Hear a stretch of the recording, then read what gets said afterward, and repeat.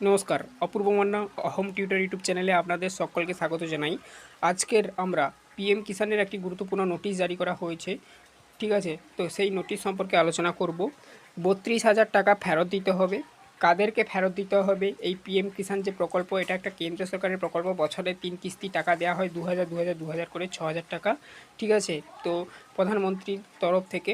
তো এই নোটিশের সত্যটা কি, আজকে সেই সম্পর্কে আলোচনা করব। বা এই নোটিশটি কোন কোন উপভোক্তার কাছে আসছে, কেন আসছে, সেই সম্পর্কে আলোচনা করব। চ্যানেলে নতুন থাকলে সাবস্ক্রাইব করবেন, বেল আইকনকে অপশানে সেভ রাখবেন। চলুন শুরু করা যাক আজকের ভিডিও। নোটিশটি বেসিক্যালি পাবলিশ হয়েছে 17/6/2026 তারিখে।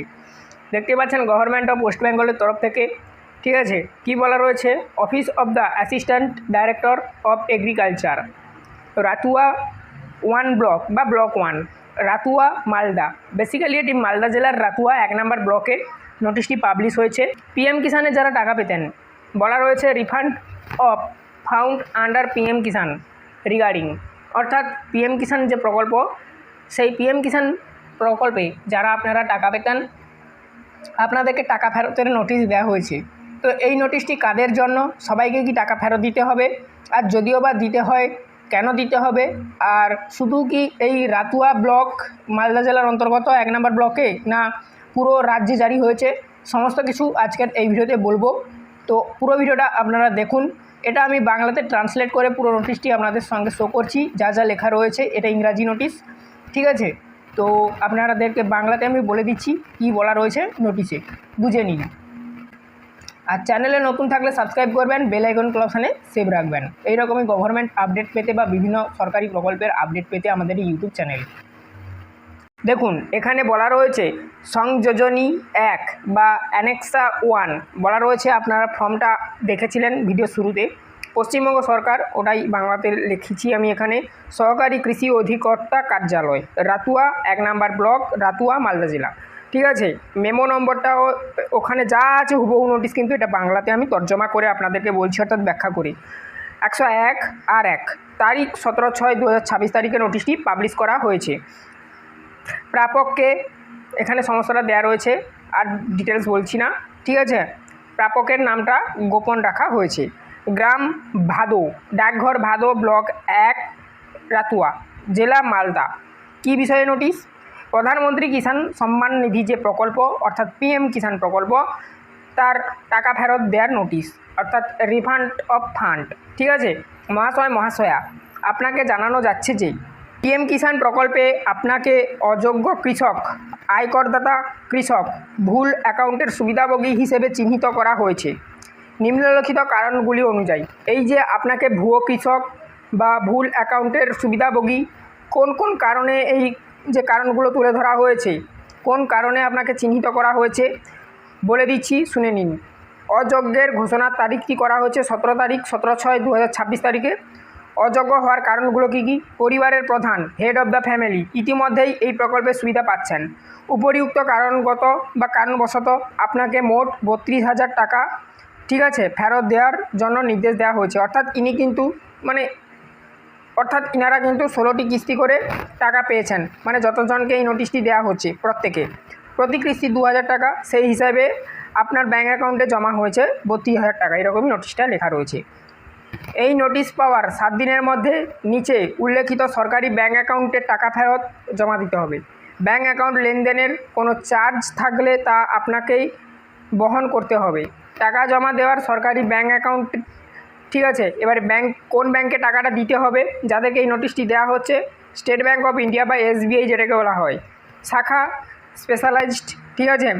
Institutional bank, bank account number, এটা আমি হাইড করে দিয়েছি, ঠিক আছে, ঢেকে দিয়েছি নোটিশে। ওখানে আপনারা দেখেছেন পুরো নোটিশটা যখন আমি উপরের দিকে তুলেছিলাম।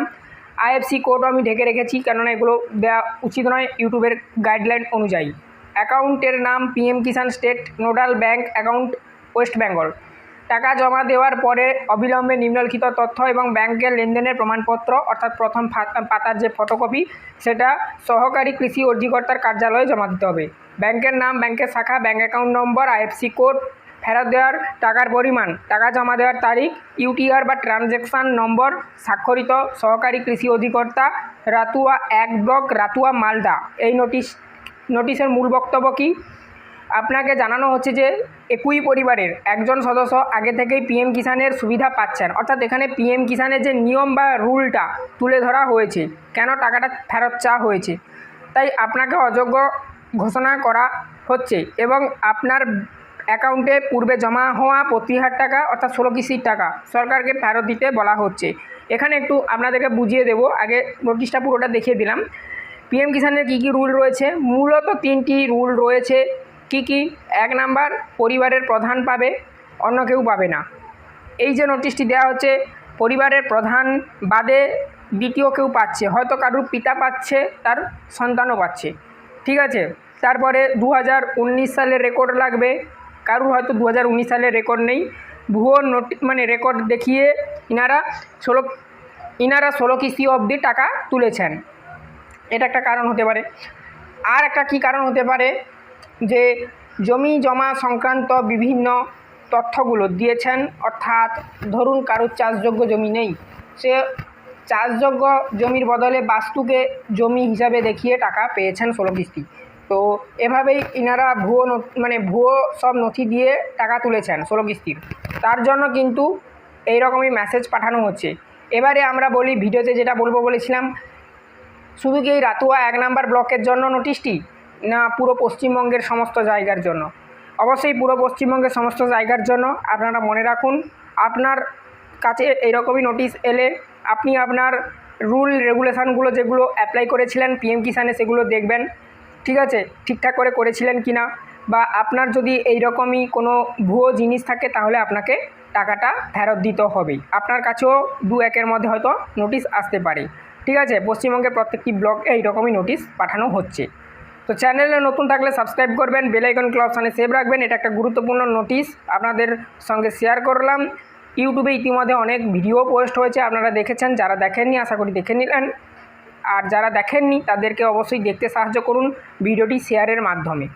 যদি কিছু জানার থাকে কমেন্ট সেকশানে জানাবেন, কমেন্ট সেকশান খোলা রয়েছে, অবশ্যই আমরা রিপ্লাই দেব।